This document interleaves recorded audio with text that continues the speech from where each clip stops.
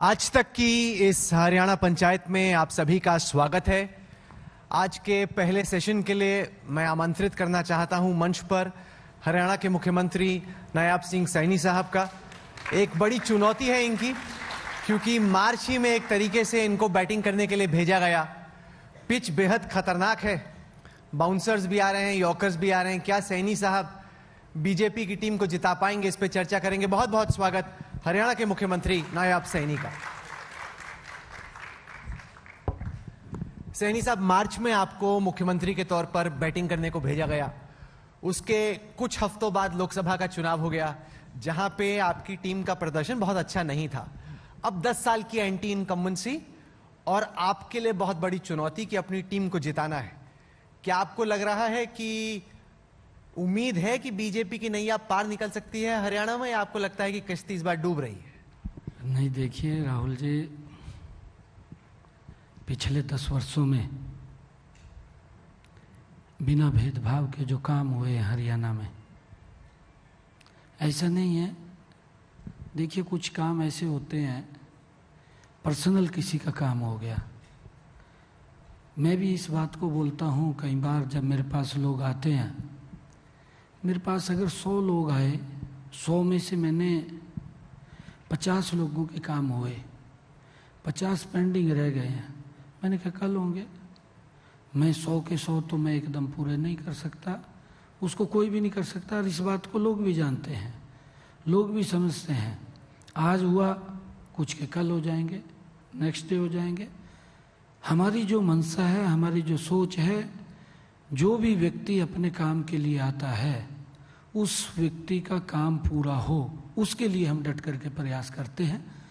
और इसी के कारण ही लोगों के अंदर एक बड़ा विश्वास हमारी सरकार के प्रति बढ़ा है। लगातार अगर आप लोग देखेंगे कि पिछले 10 वर्षों में, 2014 से पहले अगर देखेंगे, 2014 के बाद देखेंगे, जमीन आसमान का अंतर आपको नजर आएगा 10 सालों में। 2004 से 2014, 2014 से 2024। पर एंटी इनकम्बेंसी भी एक हकीकत होती है, और 10 साल में जैसे जैसे सरकार काम करती है, आपने बोला 50 लोगों का काम हुआ, तो 50 ऐसे हुए जिनका काम ना हो पाया, जिसको आपने कहा कि आगे चल के करेंगे। ये सारे 50-50-50 करके ही लोकसभा में हमने देखा कि 5 सीटें आपके हाथ से निकल गई। अब लोकसभा में तो मोदी जी की टिकट थी, और हमने 2 दफा देखा, 14 में भी और 19 में भी, लोकसभा के बाद बीजेपी का असेंबली इलेक्शन में वोट शेयर घट जाता है।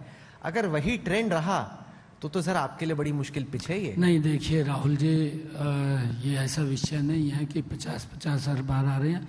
फिर तो एक समय ऐसा आ जाएगा भी किसी का भी काम नहीं होगा, फिर तो पूरा का पूरा एंटी इनकम्बेंसी खड़ा हो जाएगा। ऐसा नहीं होता राहुल जी। एक समय के अंदर व्यक्ति मेरे पास 100 आए, 50 के आज हुए, 50 के कल हो जाएंगे, ऐसा नहीं होता बिल्कुल भी। जब मंशा हमारी स्पष्ट है, हमारी सोच ठीक है, हमारी नीयत के ऊपर कोई क्वेश्चन मार्क नहीं है, हम चाहते हैं कि जो मेरे पास काम आए हैं उस काम को मैं पूरा करूं, उस सोच के आधार के ऊपर मैं काम करता हूं। कई बार ऐसा होता है, कांग्रेस के समय के अंदर हमने देखा है राहुल जी, कि लोगों की बात ही नहीं सुनी जाती थी, लोग घूमते रहते थे। और अगर आपने अभी जो लोकसभा की बात कही है, लोकसभा के अंदर कोई एंटी इनकम्बेंसी फैक्टर नहीं था। फिर 5 सीटें क्यों गई? 5 का कारण ये था कि एक बहुत बड़ा झूठ फैला दिया गया, इतना बड़ा झूठ फैला दिया गया। मैं बार बार ये बात बोलता हूँ कि हमारे लोग भोले हैं, बात में आ जाते हैं। अभी अगर आप लोग देखेंगे इनका जो झूठ है, झूठ कैसे इनका पकड़ा जाता है विपक्ष का। पिछले दिनों 2 वर्ष पहले हिमाचल में चुनाव हुए। आज इन्होंने जो अपना झूठ का पत्र तैयार किया है, कांग्रेस ने जो घोषणा की है, घोषणा पत्र इन्होंने जारी किया है, ये 2 साल पहले हिमाचल में उतारा था। ये कोई नया थोड़ी उतारा, इन्होंने हरियाणा के अंदर अभी नया उतार दिया। सर, जो मैं राहुल जी उसके ऊपर ले जा रहा हूं आपको, क्योंकि जो इन्होंने झूठ की स्क्रिप्ट लिखी, ये आज से 2 साल पहले हिमाचल में उतारी।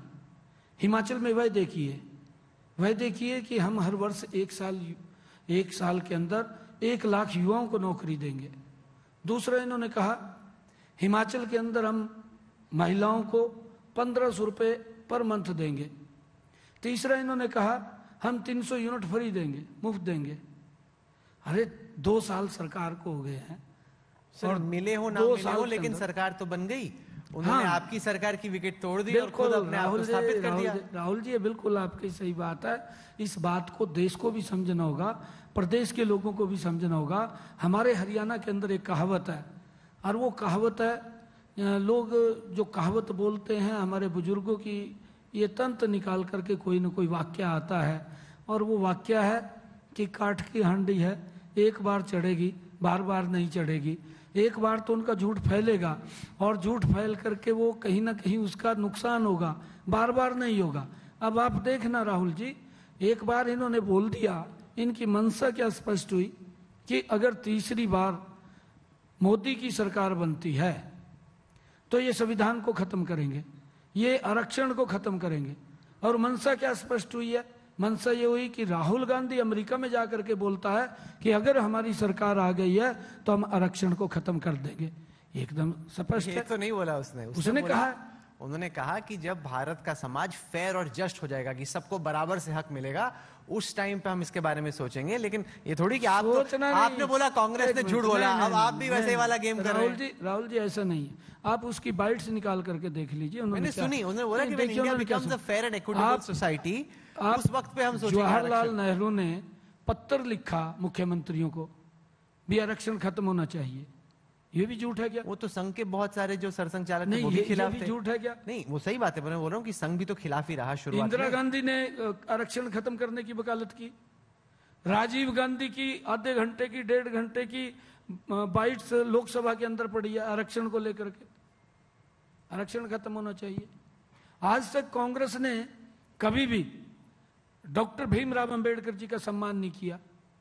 ये उस पवित्र संविधान को हाथ में लेकर के देश को गुमराह करने। एक चीज पूछूं, आप वो संविधान वाली बात इस विधानसभा चुनाव में ला रहे, वो लोकसभा का मुद्दा था। क्या आपको लगता है विधानसभा, क्योंकि उसकी काट आप तब तो कर नहीं पाए जब आपको करनी थी, आपकी 5 सीटें चलेगी, अब आप उसको काट रहे हैं, वो तो पिछले चुनाव का मुद्दा था, इस बार भी मुद्दा है क्या वो? नहीं, देखिए, अगर कोई ये स्क्रिप्ट इस प्रकार के लिखते हैं या कोई बात करते हैं, उसके अंदर होता है कई बार हम भी उसको नहीं बांध पाते, भी इतना बड़ा नुकसान हो जाएगा, परंतु बड़ा नुकसान उसके अंदर उन्होंने किया है। हमारा ये है, एक विजन होना चाहिए, एक नीति होनी चाहिए कि हम किस विषय के ऊपर देश के लोगों को दिशा दे रहे हैं, खाली झूठ के ऊपर तो नहीं होना। इस बार की कांग्रेस की स्क्रिप्ट है जवान किसान पहलवान। उनका कहना है कि ये तिकड़ी है जो कि भाजपा की सरकार यहाँ पे खत्म हो, कांग्रेस की सरकार बनी, उसको सुनिश्चित करने के लिए वो फोकस करें जवानों के इश्यूज पर, किसानों के इश्यूज पर, और पहलवानों के कहना है कि तीनों में आप फेल है। राहुल जी, क्योंकि कांग्रेस ने हरियाणा के अंदर अभी हुड्डा साहब ने हिसाब मांगते हुए निकले, ये हिसाब मांगते हुए निकले, उसके अंदर ये भी इनका क्वेश्चन था जो आपने कहा है, जवान किसान और पहलवान तीनों के 3 कहा है। मैंने इनको तीनों के ऊपर क्वेश्चन पूछे, हुड्डा साहब को पूछे। मेरे पास, मैंने एक दिन में मंडी का उद्घाटन करने के लिए जा रहा था पिंजौर में, मेरे गाड़ी में बैठे बैठे ध्यान में आया कि ये क्वेश्चन, ये हिसाब मांग रहा है, एक तरफा हिसाब मांग रहा है, ये भी 10 साल मुख्यमंत्री रहा है, कुछ क्वेश्चन इससे भी पूछने चाहिए। मैंने इसको पूछा, आप किसान की बात करते हैं, किसान हितैषी बनते हैं, आप 10 वर्ष तक मुख्यमंत्री रहे, आपने कितने किसानों की फसल को एमएसपी पर खरीदा? आप 10 साल मुख्यमंत्री रहे, आप किसान का फसल का प्राकृतिक आपदा से खराबा हुआ है, कितना मुआवजा आपने दिया है पिछले 10 वर्षों के अंदर? आप बताने का काम करें प्रदेश के किसानों को। और मैंने ये भी कहा कि हमने जवान के ऊपर जो ये बात कर रहे हैं, हमारे 10% जवान हरियाणा के आर्मी के अंदर हैं, और उनकी रक्षा सुरक्षा के लिए वो देश की बॉर्डर के ऊपर खड़े हैं, दिन रात खड़े हैं। अभी मैंने एक क्वेश्चन इनको पूछा कि जम्मू कश्मीर के अंदर चुनाव चल रहे हैं, मेरे को बड़ी इस बात की पीड़ा भी हुई, चिंता भी हुई कि हमारे हरियाणा से काफ़ी संख्या के अंदर जवान आर्मी के अंदर हैं। नेशनल कॉन्फ्रेंस पार्टी जो चुनाव लड़ रही है, उसने अपने मैनिफेस्टो के अंदर लिखा, हमारी सरकार आएगी, धारा 370 को रिवर्ट करेंगे, दूसरा उसने लिखा जो आर्मी की गोली से आतंकवादी मारे गए उनको शहीद का दर्जा देंगे। तीसरा ये लिखा अपने मैनिफेस्टो के अंदर जो अलगाववाद की नीति को बढ़ा रहे हैं उनको सरकारी नौकरी देंगे। ये आप अपना ही बोल रहे हैं, अलगाववादी की नीति को बढ़ाने से। अभी हम कश्मीर में थे आपके सामने उन्होंने अपने मैनिफेस्टो में लिखा, मैं तो कुछ नहीं उसके अंदर का नहीं। अगर उसके अंदर मैनिफेस्टो में लिखा तो इन्होंने गठबंधन किया उसके साथ। मैंने हुड्डा साहब को कहा कि आप इसको स्पष्ट करें। सर मैं समझ रहा हूं कि हुआ क्या, आतंकवादी को शहीद का दर्जा देंगे। कांग्रेस ने लोकसभा में आपके खिलाफ झूठ उड़ाया, वो झूठ चिपक गया आप पे। अब आप भी सोच रहे कि एक दो पतंग मैं भी उड़ा देता हूँ, उसमें से कुछ ना कुछ तो चिपक जाएगी। नहीं, हमारा अलगाववादी को सरकारी नौकरी मिल जाएगी। आप भी क्या बोल रहे हैं राहुल जी? हमारी ये सोच नहीं है। हमारी ये सोच नहीं है कि हम झूठ उड़ाएं। हमने जो कहा है उसको किया है। हम जो बात बोलते हैं, आप हमारा 2014 का मैनिफेस्टो उठा करके देख लीजिए, जो हमने संकल्प पत्र 2014 में जारी किया था, जो हमने 2019 के अंदर जारी किया था, हमने 100% उसको तो इनके इश्यूज पे आते हैं कि आपने जवानों का जिक्र किया। जवानों की मांग है कि अग्निवीर स्कीम में फेरबदल हो, या तो खत्म ही कर दी जाए या फिर रिटेंशन जो हमारे सोल्जर्स हैं जिनको रखा जाता है 4 साल के बाद, उसकी संख्या बढ़ाई जाए।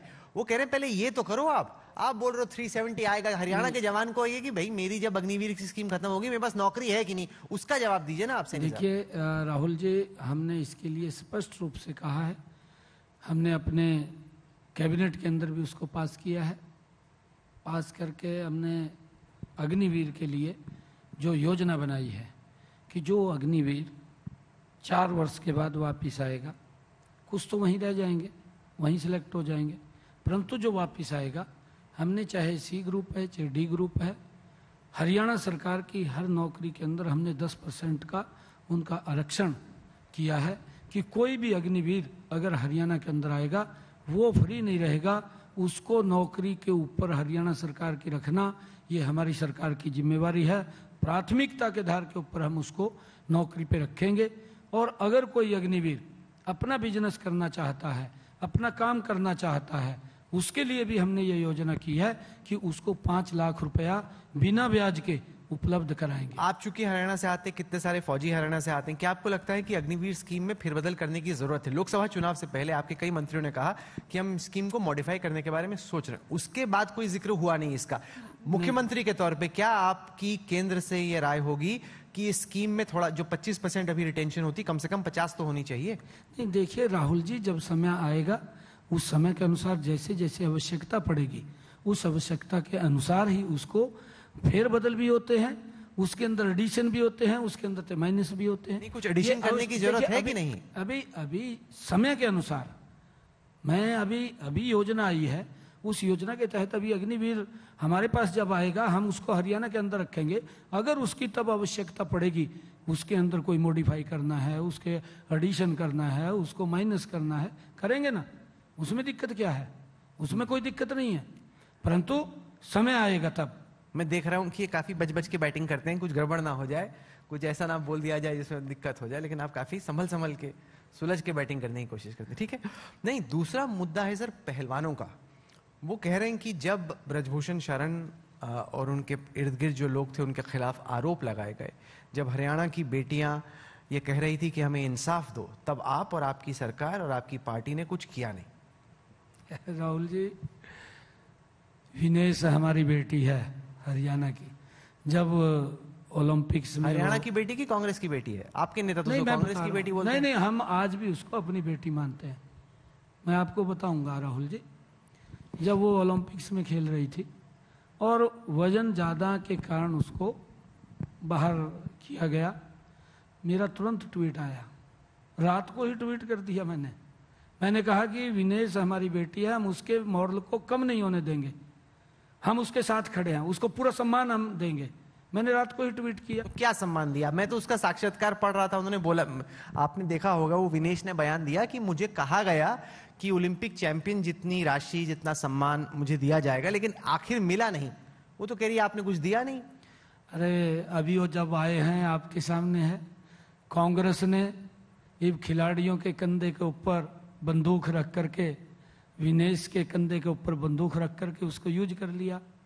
उसके ऊपर उन्होंने निशाना कहीं और साधा है कांग्रेस ने और यूज कहीं और किया है। ये विनेश को भी, क्योंकि मैं आज भी ये बात बोलता हूं, हम उसका सम्मान करते हैं, हमारी बेटी है, परंतु कांग्रेस के भ्रष्टाचार की दलदल में फंस गई है, दुर्भाग्यपूर्ण है। नहीं, कांग्रेस के लिए भी दुर्भाग्यपूर्ण तो आपने जो प्रॉमिस किया था कि उसको राशि मिलेगी वो आपने दी नहीं क्योंकि उसने कांग्रेस ज्वाइन नहीं, ऐसा नहीं है, ऐसा नहीं है, उसका समय होता है। ऐसा थोड़ी है कि आज ही मैंने घोषणा की आज ही तो वो दोगे कि नहीं दोगे? देते हैं, देंगे ना, पक्का। मैंने कहा देंगे, देंगे जब तो दे देते अभी जब तक सरकार थी आचार संहिता लग गई है। मैंने तो डेट ही रोहतक के अंदर रख दी थी खिलाड़ियों की, मैंने तारीख तय कर दी थी। मैंने कहा है कि मैंने 100 दिन का एजेंडा बना रखा था, मेरी डेट फिक्स हो गई थी। 16 अगस्त को आचार संहिता लग गई, 16 अगस्त को आचार संहिता लगते ही 20 तारीख को मैंने रोहतक के अंदर स्टेडियम में बड़ा सभी खिलाड़ियों का। वो तो सर आपको डेट आचार संहिता से पहले लगानी चाहिए ना, बाद में लगा दी फिर देना नहीं पड़ा। अरे राहुल जी, क्या बात हुई? राहुल जी देखिए, जितना समय है मेरे पास मैं उस समय के हिसाब से चल रहा, और ऐसा नहीं है, हर रोज मैंने एक न एक निर्णय हरियाणा के हित के अंदर लिए हैं, मजबूत निर्णय लिए हैं, जिसकी प्रशंसा आज हरियाणा का हर व्यक्ति कर रहा है। और मेरे लिए भी खुशी की बात है कि हरियाणा के लोग, जब मैं पूरे प्रदेश के अंदर घूम रहा हूँ, एक बात बोलते हैं कि वही समय कम मिला और समय मिलना चाहिए था। मैंने कहा कि चिंता न करें, ये तो ट्रेलर है। अभी मेरे पास 100 दिन का एजेंडा तैयार किया, मुझे 56 दिन मिले, 44 दिन मेरे बकाया थे। 44 दिन का भी मैंने हर रोज कोई ना कोई पूरी प्लानिंग बनी हुई थी कि आज मैंने ये करना है, आज ये करना है, मैंने पूरा एजेंडा बनाया हुआ था। परंतु 56 दिन के अंदर जो ऐतिहासिक निर्णय हुए हैं, 126 निर्णय हमारी सरकार ने किए हैं और उनको लागू करके जनता को लाभ पहुंचाया। तो आपने नड्डा जी से या मोदी जी से या अमित शाह से बात नहीं की कि भाई थोड़ा और टाइम देना चाहिए था ना? अगर भेजना ही था बैटिंग करने के लिए कुछ देते तो कि ओवर होते, बॉले खेलता, कोई रन बनाता, आखिर में भेज दिया, टाइम ही नहीं मिला बैटिंग करने का। नहीं देखिए, बोला कि नहीं बोला आपने? ऐसा नहीं है, चुनाव आयोग पूछता है, चुनाव आयोग ने इस बात के लिए पूछा कि आप लोगों की तैयारी है, हमने कहा हमारी तैयारी है, हमने यही बहुत। नहीं, मैं वो बात नहीं कर रहा, मैं बोल रहा हूँ मार्च से पहले अगर बनाना ही था चीफ मिनिस्टर तो थोड़ा तो 1 साल पहले बनाते। जितने भी बाकी लोगों का चेंज हुआ उनको 1-2 साल तो मिले अपनी छाप छोड़ने की। राहुल जी, आपको तो कुछ ही दिन मिले, उसके बाद लोकसभा हो गया, फिर विधानसभा हो गया। राहुल जी, मैं आपको बताना जो दिल के अंदर है वही बताओ। हाँ, दिल के अंदर मैं एक कार्यकर्ता हूँ, कार्यकर्ता के नाते मुझे जिम्मेवारी के ऊपर बैठाया गया है। मेरी जिम्मेवारी है कि इसके ऊपर बैठ करके प्रदेश की जनता के लिए मैं काम करूं। और ऐसा नहीं है कि बैटिंग के लिए बैठाया गया, हमारी 10 वर्ष की सरकार ने ऐतिहासिक निर्णय किए हैं। राहुल जी, मैं आपको एक और बात कह रहा हूं, मनोहर लाल जी ने जो काम किए हैं, लंबे समय तक हरियाणा प्रदेश के लोगों को इतना लाभ उसका मिलने वाला है। ऐतिहासिक निर्णय, ऐतिहासिक योजनाएं बना करके मनोहर लाल जी गए हैं। पर ये भी परंतु क्योंकि पार्टी का निर्णय होता है, पार्टी ने निर्णय किया और पार्टी ने निर्णय किया तो मुझे इस पद के ऊपर बिठाया, मेरी जिम्मेवारी है अब उसको आगे बढ़ाना और मजबूती से हम आगे बढ़ा। पर सर ये भी तो एक राजनीतिक हकीकत है कि अगर कोई सरकार या कोई मुख्यमंत्री बहुत अच्छा प्रदर्शन दे रहा हो तो उसको ऐसे बदला नहीं जाता। अब कोई जैसे योगी जी को तो बदलेंगे नहीं, जहां जहां बीजेपी को लगा उत्तराखंड में, यहाँ पर हरियाणा में कि जितना होना चाहिए वैसा नहीं हो पा रहा है, एंटी इनकम्बेंसी बिल्ड हो गई, तभी तब चीफ मिनिस्टर चेंज किया गया ना। तो एक तरीके से तो आप खुद ही मान रहे हैं कि जैसा होना चाहिए था वैसा हुआ नहीं। ये राहुल जी देख, इस बात से मैं सहमत नहीं हूँ, क्योंकि मनोहर लाल जी ने जो यहाँ काम किए हैं अब देश में काम कर रहे हैं। हाँ। देश में भी आवश्यकता है, देश में आवश्यकता है ना, भी देश के अंदर अच्छे काम होने चाहिए, देश में भी आवश्यकता है। हमारे यहाँ पर भी काम किए हैं, उस कामों का हम आगे बढ़ा रहे हैं। पर सर ऐसे बहुत अच्छा बैटिंग कर रहा है, क्रिकेट देखिए ना, कोई बहुत अच्छी बैटिंग कर रहा है उसको थोड़ी वापस पवेलियन बुला लिया जाता है, तभी नए बैट्समैन को भेजा जाता है जब रन नहीं बन रहे हो। एक मैं आपको एक छोटा सा उदाहरण देता हूँ। कांग्रेस का हमारा 10 साल का, उनका 10 साल का हमारा, जो जिसको लेकर के कांग्रेस ने दुष्प्रचार किया और इस दुष्प्रचार को फैलाने में वो गति से, क्योंकि झूठ होता है, ये प्रकृति का नियम भी है राहुल जी, झूठ जल्दी फैल जाता है। जब तक व्यक्ति उसको रोकने की कोशिश करता है, धुआं तभी दिखता है जब नीचे आग बहुत होती है। ज्यादा सर ये भी आगे निकल जाता है। प्रकृति का ये भी नियम है कि धुआं तभी दिखता है जब नीचे आग होती है। नहीं देखिए, ऐसा नहीं है, आग जब नीचे होती है तो धुआं नहीं ऊपर होता, जब आग नीचे होती है। जब नीचे आग नहीं होती तब धुआं ऊपर होता है। आप ये भी ध्यान करिए इस बात का। अगर नीचे आग है तो धुआं नहीं आपको दिखाई देगा ऊपर, आप देख लेना कहीं पर भी। जब नीचे आग नहीं है और वहां पर खाली धुआं ही है तभी धुआं ऊपर आएगा। मैं आपको एक उदाहरण दे रहा हूं राहुल जी, आप इस बात को नोट करिए। हमने पीपी कार्ड बनाया। पीपी कार्ड के माध्यम से कांग्रेस की सरकार के अंदर जो बुजुर्गों को सम्मान भत्ता मिलता था, सम्मान भत्ता कांग्रेस के समय के अंदर 500 रुपया मिलता था। इसने जाते जाते उसको 1000 रुपये की घोषणा की, दिया नहीं, घोषणा की, 1000 रुपये हमने दिया। आज हम बुजुर्गों को सम्मान भत्ता 3000 रुपये दे रहे हैं और उसके अंदर लगभग ये 17 लाख के करीब में बुजुर्गों को सम्मान भत्ता देता था। बुजुर्ग अगर पेंशन बनवाने के लिए जाते थे, अगर 60 वर्ष के हो जाते थे, एक एक साल तक दफ्तरों के चक्कर काटते रहते थे, सेवा करनी पड़ती थी, तब जाकर के किसी बुजुर्ग की लगती थी। हमने आकर के उसको ऑनलाइन किया, पोर्टल से जोड़ा, आप थोड़ी देर के लिए पोर्टल के साथ जोड़ा और उसको एक्टिव मोड में कर दिया हमने। ऑटोमेटिक उसकी पेंशन बनेगी, 60 साल का हो जाएगा, पेंशन बन करके आ जाएगी। मुझे खुशी है इस बात की कि जब से ये एक्टिव मोड में उसको हमने किया है तो 3,70,000 बुजुर्गों की ऑटोमेटिक पेंशन लग करके उसके घर के ऊपर गई है। किसी दफ्तर में नहीं गया, किसी अधिकारी के पास नहीं गया, किसी की सेवा नहीं की और उसका परिणाम ये निकला। ये कांग्रेस की सरकार 10 वर्षों के अंदर 17 लाख बुजुर्गों को पेंशन देती थी। हमारी इस 10 वर्ष के अंदर वो 34 लाख हो गया है। जो लोग घूमते थे, जिनकी पेंशन नहीं बनती थी, उनको भी देने का काम। सर, एक मुद्दा था पहलवान, एक मुद्दा था जवान, तीसरा मुद्दा है किसान। अब लोकसभा चुनाव में और उसके बाद भी जब हम हरियाणा में घूम रहे थे, कई ऐसे गांव थे जहां पर भाजपा के नेता नॉट अलाउड टाइप का मतलब माहौल था। वहां पे वो किसान मिलना भी नहीं चाह रहे। मतलब आपके जब नेता जा रहे हैं, कई वीडियो आए, आपने भी देखे होंगे, हूटिंग हो रही है, उनको वहां से भेजा जा रहा है। ये तो राहुल जी, बड़ी चिंता की बात नहीं है? राहुल जी, मैं आज भी आपको ये बात बता रहा हूँ, वो हमारे भी ध्यान में है कौन लोग हैं। हमने जब ये निर्णय किया हमारी सरकार ने कि हम किसान की 24 फसलें एमएसपी के ऊपर, तो अब आपने लिया, अभी किया। वो तो कांग्रेस के मैनिफेस्टो में था, आपने कॉपी कर लिया। ठीक है, कांग्रेस भ्रष्टाचार की 10 साल आप सरकार में थे, 10 साल तो आपने किया नहीं, 24 किस फसलों राहुल जी, पे मैं अभी 2 रोज पहले पत्रकारों ने मेरे को पूछा कि हुड्डा साहब, कांग्रेस बोल रही है कि हमारा मैनिफेस्टो चोरी कर लिया। मैं कहा हमने मरना है उनका मैनिफेस्टो चोरी करके, वो भ्रष्टाचार की दलदल में फंसे हुए हैं, हम कैसे चोरी करके उनका, क्यों हम उसको लागू करेंगे? हमारा अपना संकल्प पत्र है।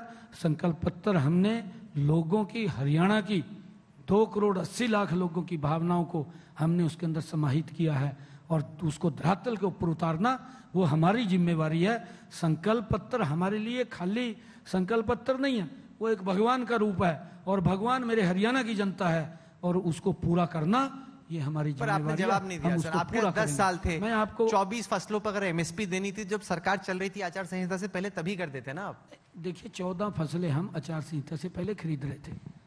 हमने 14 फसलें, हमने कांग्रेस को पूछा है भाई आप कितनी फसलें खरीदते थे वो बताइए। हम 14 फसलें खरीद रहे थे, भावांतर भरपाई सब्जी की फसल की दे रहे थे। अब हमने ये निर्णय किया कि हम 24 फसलें, जितनी भी किसान हमारे हरियाणा के अंदर उगाता है, सभी की सभी फसलों को हम एमएसपी के ऊपर खरीदेंगे। ये निर्णय हमने किया है और इस बात को लेकर के हमने यही तो इनको पूछा था कि आप ये बताइए कि आपने कितनी फसलें खरीदी और इसका परिणाम क्या निकला। राहुल जी, राहुल जी, जब हमने निर्णय किया, हरियाणा प्रदेश के जितने भी किसान संगठन थे, सब ने आकर के उसकी प्रशंसा की है कि हरियाणा ने ये बहुत अच्छा निर्णय किया। और उन्होंने तो इससे भी आगे बोला कि कांग्रेस ने इससे सीख लेकर के जहां इनके राज्य हैं, चाहे हिमाचल है, कर्नाटक है, तेलंगाना है, वहां पर भी इन्होंने किसान की फसल को एमएसपी पर खरीदना चाहिए। और उन्होंने एक और शब्द कहा कि केजरीवाल ये पूरा दिन इधर उधर की बात करता रहता है। उन्होंने केजरीवाल को भी नसीहत दी, सभी किसान संगठनों ने, कि वो पंजाब के किसानों की फसल एमएसपी पर खरीदे, जिस प्रकार से हरियाणा के अंदर। तो सर, अगर किसान हरियाणा का इतना ही खुश है, आगे जा रहा हूं, मेरा सवाल कि अगर इतना ही खुश है तो जब भाजपा के नेता कहीं कहीं जाते तो वीडियो क्यों आता है कि किसानों किसान वोटिंग कर रहे हैं आपके नेता? मैं वही जा रहा हूं, मैं वही जा रहा हूं। आप ये देखिए, अभी कल का विषय मैं बताता हूं क्योंकि मेरे पास रिपोर्ट आती है। किसान संगठन प्रशंसा कर रहे हैं कि अच्छा किया है, और उसके बावजूद भी कुछ कांग्रेसी व्यक्ति और किसानों का चोला पहन करके झंडा लेकर के खड़े हो जाते हैं। किसान संगठनों ने मना किया उनको फोन करके कहा भी आप गलत कर रहे हैं, आप किसी को इस इलेक्शन के अंदर नहीं रोक सकते। परंतु हमें भी तो मालूम है ना कि वो लोग कौन है कौन लोग हैं। मैंने कहा कांग्रेसी हैं, किसान नहीं है वो। अरे किसानों का चोला पहन करके आ रहे हैं। किसान संगठनों ने मना किया कि भाई इन्होंने अच्छा काम किया, आप ये काम मत करिए। किसान संगठनों ने मना किया है, फोन करके कहा है उनको, उसके बावजूद भी सड़क के ऊपर। हरियाणा के किसान पूछ रहे हैं, कोर्ट्स भी पूछ रहे हैं कि शंभू बॉर्डर में आपने क्यों रोका? ये हुड्डा साहब को पूछना कौन है? हुड्डा साहब को यह भी मालूम है कि हमने जो भर्तियां की हैं, भर्ती रोको गैंग खड़ा किया इसने। किसका है वो? Jairam Ramesh chief election commission के पास चला जाता है और ये बात जाकर के एप्लीकेशन दे करके आता है जयराम रमेश कि हरियाणा के अंदर रिजल्ट निकाल रहे हैं, उसको पर रोक लगाया जाए।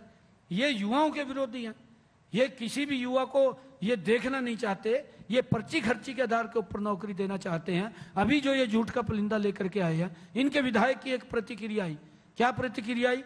कि हुड्डा साहब ने कहा है कि 2 लाख नौकरी देंगे, मेरा हिस्सा 2000 का है, मेरे हिस्से में 2000 आएंगी। क्या भ्रष्टाचार के आधार पर नौकरी देना चाहते हैं? क्या आपको लगता क्या है युवा जो मेहनत कर रहा है उसकी मेहनत को कुचलना चाहते हैं? उसके माँ बाप के अरमान को तोड़ना चाहते हैं? सर, अगर बीजेपी जीतती है तो क्या आपको लगता है कि फिर आप सीएम बनेंगे? क्योंकि कम से कम अनिल विज और राव इंद्रजीत सिंह कह रहे हैं कि भाई अब मेरी बारी आनी चाहिए। राहुल जी देखिए, मेरे पार्लियामेंट्री बोर्ड का निर्णय होता है। अनिल विज हमारे नेता हैं, राव इंद्रजीत भी नेता हैं, पार्लियामेंट्री बोर्ड तय करता है। उन्होंने अपनी इच्छा जाहिर की है, इच्छा जाहिर कोई भी कर सकता है, लोकतंत्र है। नहीं, पर इस बार आपके रेबल्स भी बहुत है। पहले बीजेपी की जो एक क्षमता थी पिछले 10 साल में कि रेबल्स को डरा धमका के, फुसला के, बहला के कि बैठ जाओ भाई, चुनाव नहीं लड़ना है। इस बार तो आप अपने खुद के रेबल्स को रोक नहीं पा रहे हो। 20 रेबल्स हैं। ऐसे नहीं, लगभग सब बैठ गए हैं। 1-2 देखिए, मैंने प्रेस के अंदर ये बात कही थी राहुल जी कि हमारे हर सीट के ऊपर लगभग 10-15 लोगों ने एप्लीकेशन दी। सभी मजबूत कार्यकर्ता थे, एक भी ऐसा नहीं था मैंने कहा कि जिसको हम ये आंक सके कि ये कमजोर है। परंतु कमल का फूल एक है। अगर 10 लोगों ने अप्लाई किया, एक व्यक्ति के पास कमल का फूल गया, 9 लोगों को सेक्रीफाइस करना पड़ेगा। हाँ, किसी को ये लग सकता है कि मैंने इससे ज्यादा काम किया है, हक मेरा बनता था, वो गुस्सा था। परंतु हमारे जितने लोगों के अंदर गुस्सा था, हमने उसको जाकर के उनसे बातचीत करके उसका समाधान कर लिया है। 2-4 ऐसे हैं जो हमारे पास उन्होंने इधर उधर एप्लीकेशन भी दी, चुनाव भी लड़ रहे हैं, उनके अंदर मन में होती है, इतना ज़्यादा नहीं। परंतु कांग्रेस के अंदर तो आप लोग देख रहे हैं इतना बड़ा द्वंद्व है। कांग्रेस के तो लोग एक मंच के ऊपर नहीं बैठ सकते, एक दूसरे की फोटो नहीं लगा सकते। अगर किसी ने फोटो लगा भी ली है तो इतनी हालत खराब है। एक रिवाइवल नहीं, मेरे ख्याल से 5-5, 6-6 हर विधानसभा के अंदर। कुमारी शैलजा जी को बुला रहे हैं अपनी पार्टी में? किसको? कुमारी शैलजा जी को? नहीं, देखिए, कुमारी शैलजा कांग्रेस की नेता है और हमारा ये नहीं है, कांग्रेस की नेता के साथ साथ वो महिला भी है और प्रतिष्ठित मिला है, ऐसा नहीं है। अरे अगर उसने ये इच्छा जाहिर की है काम करते हुए पार्टी के अंदर कि मैं मुख्यमंत्री बनूंगी, तो उसमें कोई आपत्ति नहीं है। परंतु कांग्रेस में परिवारवाद है, कांग्रेस नहीं चाहती परिवार से बाहर निकलना। कांग्रेस के अंदर तो ये स्थिति है, कांग्रेस दलित विरोधी पार्टी है। इन्होंने डॉक्टर भीमराव, आप अपने दोनों आंसर्स देखो अलग है। अनिल विज साहब ने भी तो एक्सप्रेस किया कि मुझे बनना है सीएम। नहीं, मैंने कहा है जी भी कह रही वो कर सकते हैं। अगर मैं आपत्ति दर्ज करूं या मेरे को कोई ये महसूस हो, मेरे लिए ये नहीं है। मैंने कहा है राहुल जी कि मेरे को पार्टी ने इस पद के ऊपर बैठाया है, मैं मुख्यमंत्री के तौर पे नहीं, एक सेवा के रूप में मैं यहाँ बैठा। सर, एक आपके विरोधी, और मैं राहुल जी थोड़ा सा इसको आगे बता रहा हूँ, कांग्रेस पार्टी दलित विरोधी है। डॉक्टर भीमराव अंबेडकर जी का सम्मान नहीं किया। कांग्रेस के समय के अंदर मिर्चपुर कांड हुआ, कांग्रेस के समय के अंदर गोहाना कांड हुआ, कांग्रेस के समय के अंदर दौलतपुर कांड हुआ और कांग्रेस के समय के अंदर बरहाना कांड हुआ। इतने दलितों के ऊपर अत्याचार इनकी सरकार के अंदर किए, उनको आज तक न्याय नहीं मिला, उनको पलायन करना पड़ा। उनकी बेटियां, एक बेटी डॉक्टर बनना चाहती थी, उसके साथ क्या हाल किया, कितना दुराचार किया, उसको मार दिया गया, उसके अरमान दाब दिए, उसके माँ बाप के अरमान जो उस बच्ची को पढ़ा रहे थे। ये कांग्रेस के समय के अंदर था। मैंने पूछा कि आप हिसाब मांग रहे हैं, आपके 10 वर्षों के अंदर ये काम हुए थे, आप बताइए। अशोक तंवर इनका प्रदेश का अध्यक्ष, राहुल जी आपके सामने, आपने भी शायद इंटरव्यू लिया था अशोक तंवर का, गर्दन तोड़ दी, पूछने नहीं गया हॉस्पिटल में कोई भी। अरे दलित अगर कोई नेता खड़ा होता है ऊपर, कांग्रेस उसको कुचलने का काम करती है कि ये बड़ा ना बन जाए। आपके विरोधी ये कह रहे हैं कि अभी भी खट्टर साहब ही सुपर सीएम है, कि मतलब पीछे से इशारा वो देते हैं और करना आपको पड़ता है, ऐसा है क्या? विरोधियों के पास मुद्दा तो कोई है नहीं। हाँ। यही अगर मैं हुड्डा को कहूं कि हुड्डा साहब आपने अपनी कुर्सी बचाने के लिए, ये तो किसान बोलते हैं, मैं नहीं बोलता, हमारे हरियाणा के किसान बोलते हैं, किसानों की जमीन हड़प करके हुड्डा साहब ने दामाद को खुश रखा है। क्यों रखा है? क्या वो आज भी स्थिति वही है हुड्डा साहब की, कांग्रेस की? आज भी मैनिफेस्टो अगर जारी करते हैं दिल्ली में बैठ करके करते हैं। ऐसी क्या मजबूरी है कि हरियाणा कहीं दिखाई नहीं दे रहा था? अरे गुड़गांव में बैठ जाते, अगर उनको दिल्ली के अंदर कोई समय नहीं लग रहा था, गुड़गांव तो नजदीक था, मेरा एक सवाल, यहाँ बैठ जाते, यहाँ से लॉन्च कर देते। सर जितने भी नेताओं से हमने बात की इस पंचायत के लिए, सबने बोला कि यार ये पंचायत को आप गुड़गांव में ही करो, चंडीगढ़ से ज्यादा बेहतर होगा, क्योंकि यहाँ पे आना ज्यादा आसान है, 5 लोकसभा सीटें लगी हुई हैं, फाइनेंशियल कैपिटल है हरियाणा की। अगर इतना ही कुछ है तो गुड़गांव ही को आप हरियाणा की राजधानी क्यों नहीं बनाए थे? राहुल जी ये आपको बताएंगे, कोई बात नहीं। क्या बताएंगे? नहीं मैं नहीं समझा। बिल्कुल राहुल जी आपको बताएंगे। क्या बताएंगे? ये हमारा दिल है गुड़गांव, फिर दिल है हमारा। नहीं अगर चंडीगढ़ जाना नहीं, किसी को वहां रहना नहीं है, नहीं, आपका मन चंडीगढ़ जाता जाते हैं। नहीं, वो तो जब सरकार बन जाती, चुनाव तो यहीं से लड़ा जा रहा है, फाइनेंशियल कैपिटल ये है। राहुल जी हमने मैनिफेस्टो जारी किया है, हम भी तो दिल्ली कर सकते थे बैठ करके। आपने मेरे सवाल का रोहतक में ये किया। बहुत स्मार्ट है। मैं देखो सर, आपको जो सवाल का जवाब नहीं देना आप निकल जाते हैं। मैंने पूछा कि आप गुड़गांव को क्या राजधानी बनाने के बारे में सोच सकते हैं या सोचते हैं, या आपको लगता है ऐसा होना चाहिए? नहीं देखिए, हमारी कैपिटल ये राजधानी है, और मैंने कहा कि गुड़गांव हमारा दिल है, हमारी राजधानी चंडीगढ़ है, चंडीगढ़ हमारी राजधानी रहेगी, उसके अंदर ना किंतु है ना परंतु है, चंडीगढ़ हमारी राजधानी रहेगी। सर दूसरा जो सवाल मैंने पूछा ना, जिसका आपने जवाब नहीं दिया, आपने मुझे घुमा दिया, वो था शंभू ऑर्डर का। मैंने बोला किसान वहां बैठे हुए हैं, कोर्ट भी बोल रहा है कि हटाओ ये सारे बैरिकेड आपने लगाए हुए हैं, आप उसको कैसे देते हो? हटाते क्यों नहीं हो बैरिकेड? अपने ही किसान? नहीं हमने तो नहीं रोका, हमारे हरियाणा की तरफ से नहीं, परंतु उन्होंने ये बात करते हैं। देखिए पंजाब के किसान आकर के, जो किसान संगठन है वो हमारे इधर जब कोई अनाउंसमेंट करते हैं कि यहाँ पर इकट्ठे होंगे, यहाँ इकट्ठे होंगे, क्योंकि हमारा हरियाणा का किसान ना किसान जत्थेबंदी कोई इसके अंदर, क्योंकि जब से हमने 24 फसलों का एमएसपी तय किया है, उसके बाद उन्होंने जब प्रशंसा की है, उसके बाद सारा नॉर्मल है। परंतु बॉर्डर के ऊपर उसको पंजाब का किसान भी समझ रहा है, हरियाणा का भी समझ रहा है। हमने वहाँ की सरकार को कहा था कि आप ये व्यवस्था करें। अरे आप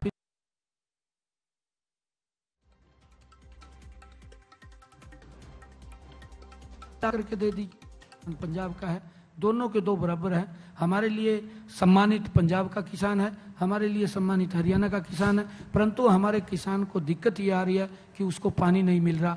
और पंजाब से हमने कहा है, जो एक एग्रीमेंट के तहत है, हम अलग से पानी नहीं मांग रहे उनसे, हमने कहा है कि माननीय सुप्रीम कोर्ट ने भी आदेश किया है कि इस पानी के ऊपर हरियाणा का हक है, आप उसको दो। मैंने केजरीवाल को भी कई बार कहा, भगवंत मान को भी कहा, मैं अभी मिला भी था एक दिन उनको, मैंने कहा कि आप हमारे पानी को दे, आप क्यों रोक रहे हैं पानी को? सर ये हमारा इसके ऊपर हक है, हम आपसे एक्स्ट्रा पानी नहीं मांग। सर हैदराबाद में निकाय चुनाव हुए थे, म्यूनिसिपल इलेक्शंस, वहां पे बीजेपी ने इतनी ताकत लगा दी कि मतलब पार्टी प्रेसिडेंट भी जा रहे हैं, गृह मंत्री भी जा रहे हैं, सबके रोड शो हो रहे हैं, रैली हो रहे हैं, और बहुत ताकत लगाई वो जीतने के लिए। उतनी ताकत हरियाणा में तो आपकी पार्टी नहीं लगा रही। मैं देख रहा हूँ कार्यक्रम बन रहे हैं, कोई जा रहा है महाराष्ट्र जा रहा है, कोई जा रहा है, ऐसा नहीं कि नहीं आ रहे, ऐसा मैं नहीं कह रहा, पर जितनी ताकत एक शहर के निकाय चुनाव में लगा दी, उतनी ताकत तो हरियाणा में नहीं लग रही है। राहुल जी पहले तो मैं आपको बताना चाहता हूं कि हमारे लिए सभी चुनाव वो मजबूती से हम लड़ते हैं, चाहे छोटा चुनाव है चाहे बड़ा चुनाव है, ऐसा नहीं है। माननीय प्रधानमंत्री जी अभी 14 तारीख को कुरुक्षेत्र के अंदर आकर के उन्होंने चुनाव का आगाज किया है। उसके बाद आदरणीय अमित शाह जी गए, हमारे कल योगी जी थे, पूरी लीडरशिप मैं मान रहा हूँ, एक होता है ना कि पूरी ताकत लगा के कि करना ही करना है, जीतना ही जीतना है, कुछ लगा रखी है। कम कम बीजेपी की ताकत हमने देखी है सर, कम ही कम।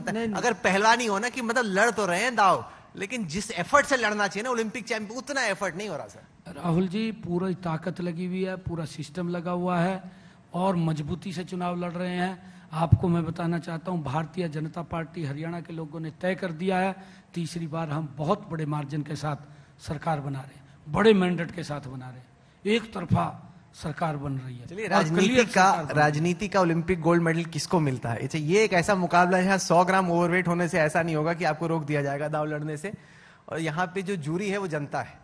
बिल्कुल जनता है, जनता हमारी भगवान है और जनता ने हमें जांचा भी है, परखा भी है।